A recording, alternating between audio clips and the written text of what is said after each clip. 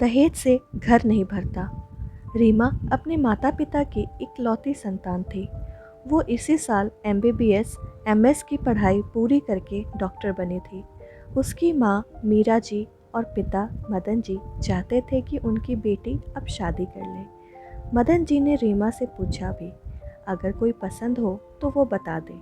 लेकिन रीमा ने कहा, पापा, मैंने आपसे वादा किया था, आप मुझे डॉक्टर बनने दें तो मैं आपकी पसंद से ही शादी करूंगी। इसीलिए मैंने किसी को नहीं पसंद किया है, अब आप ही पसंद करिए। मदन जी ने अपने रिश्तेदारों से कहा वो रीमा के लिए कहीं अच्छा सा रिश्ता बताएं और खुद भी रीमा के लिए लड़का ढूंढने लगे।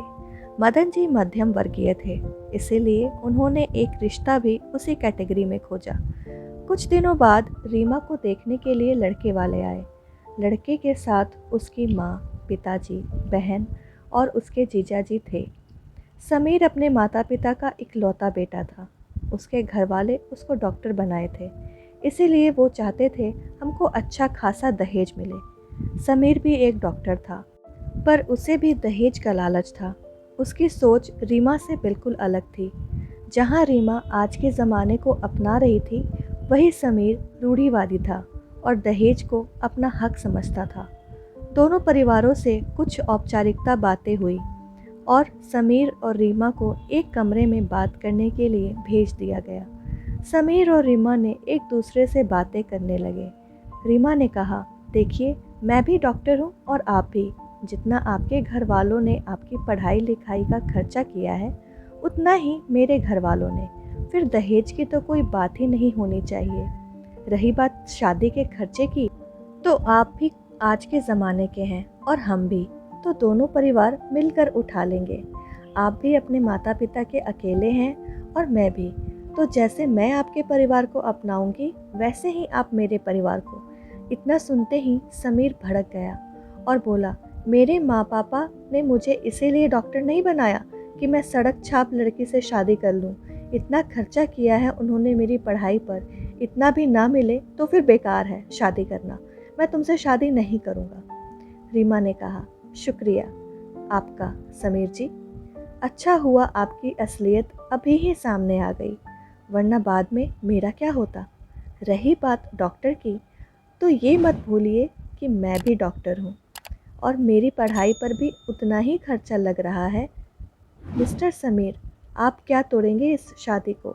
मैं खुद ही आपसे शादी नहीं करना चाहती। और फिर रीमा ने कहा, दहेज लोगे या फिर घर भरोगे? समीर और रीमा दोनों बाहर आए। दोनों के चेहरे और हाव भाव को देखकर लग रहा था दोनों इस शादी के लिए तैयार नहीं हैं। समीर की माँ ने पूछा, क्या हुआ बेटा, पसंद है लड़की? समीर ने कहा, माँ, मैं ये शादी नहीं कर सकता। ये लोग दहेज भी नहीं देना चाहते हैं और शादी का खर्चा भी आधा आधा उठाने को कह रहे हैं। अनिल, मतलब समीर के पिताजी, ने मदन जी से कहा, भाई साहब, मैं ये शादी नहीं कर सकता। मैंने अपने बेटे को पढ़ाया लिखाया, डॉक्टर बनाया, किसी अमीर घर में शादी कर लूँगा। मेरे बेटे के लिए लड़कियों की कमी नहीं है। मदन जी समझ चुके थे कि रीमा ने समीर से क्या कहा होगा। लड़के वाले जा चुके थे।